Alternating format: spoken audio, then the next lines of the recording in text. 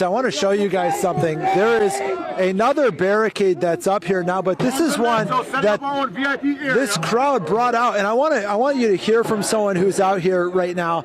Tommy, right? Yep. Tommy, tell people who are watching you at home right now, who are you? How do you relate to this? I'm Tommy Beavis with Pimento Jamaica Kitchen, and a proud citizen of Minneapolis. And what we're doing is we're letting people know that this is our block, and we're going to protect our people. We're going to protect our community. We hear explosions behind us right now, but at the end of the day, we have volunteers ensuring that the protesters stay peaceful and stay on this side. We literally brought our barriers out from our rum bar to ensure that people know do not cross it, and as long as the police are aware that we have volunteers here, we don't need them to get involved in dispersing crowd. We have our own people doing that. We don't need them to cross the line. We don't need them to escalate. We don't need our people to escalate. We just need to ensure that everybody remains calm and peaceful throughout this process. For people who don't know, Pimento is how far from where we are right now? Walking distance. I'm looking at it right now, and this has been the safe space for our community, and the fact that it's right here on our doorstep is alarming.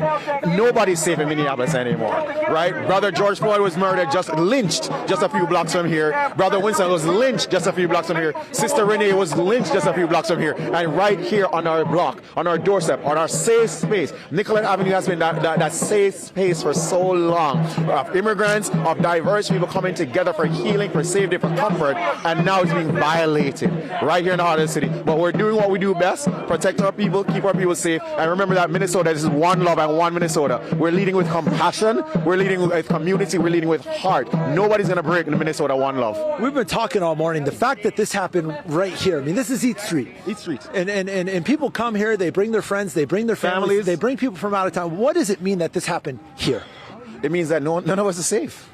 It means that there's no limit, there's no line drawn, and that's why we're calling on the mayor, we're calling on the governor, we're calling on the president of the United States. Come home to Minneapolis. Let's sit down and break bread together. Donald Trump loves jerk chicken. He's from New York. So we'll have a summit here at Pimento where we can host everybody together so we can figure out how we can tone down the rhetoric. Enough is enough, right? What do we need to do to figure out how to put this to an end? And we need somebody to stand up tall and be like, enough is enough.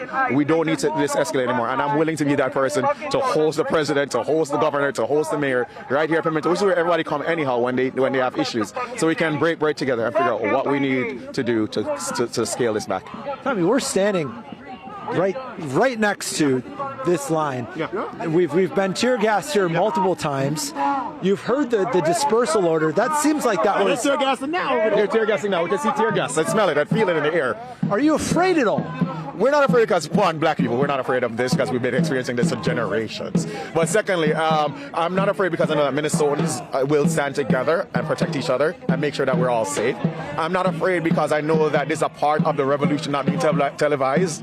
We're not afraid. We can hear those explosions. We're not scared. We're not afraid. We're going to continue to keep our people safe because one Minnesota united is how we're going to do this. We're going to show the world that we are indeed a model city. We're going to show them that no law, no government is going to break the backs of Minnesotans who love their neighbors as the Lord requests. Tommy, how does this end? It ends when we all as leaders stand up and say enough is enough. Enough is enough, and right now enough is enough. Thank you, Tommy. We got Mike Max right in the middle of some commotion. Maxie. We're going to break from you, Adam. We're going to go right to Mike Max. Mike, what's going on? Yeah, what's happening?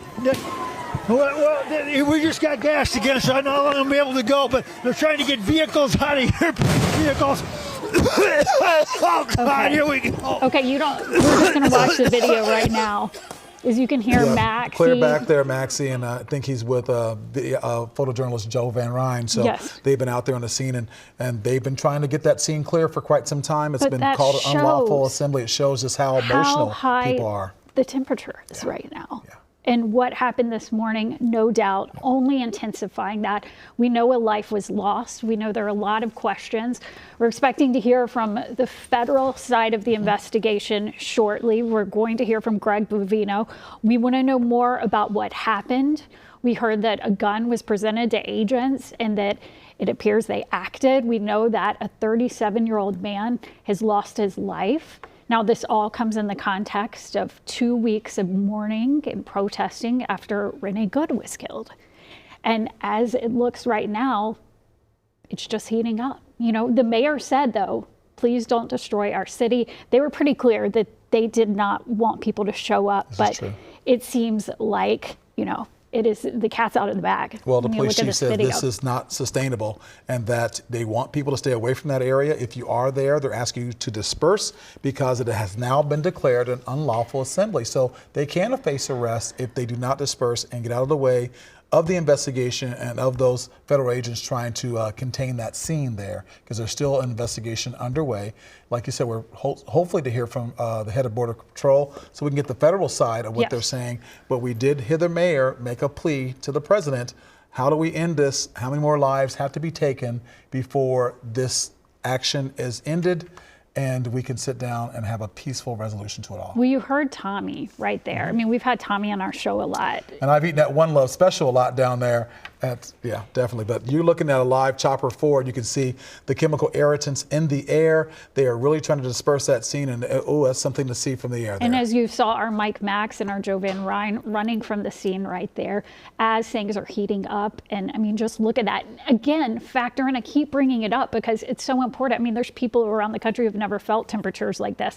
It's 7 below zero right now in Minneapolis with high winds, the wind chills, no doubt, much lower right now. So you add that on top of the irritants, on top of the mourning, on top of the anger, on top of the frustration, and just like people were saying, how long can we sustain like this? I think that's a big question. But as you said, they do not want to see the city burn. Again, like what happened during George Floyd, the uprising. So they're asking people to be peaceful if they are out there. If they are out there, try to disperse. It's time to go home, they're saying.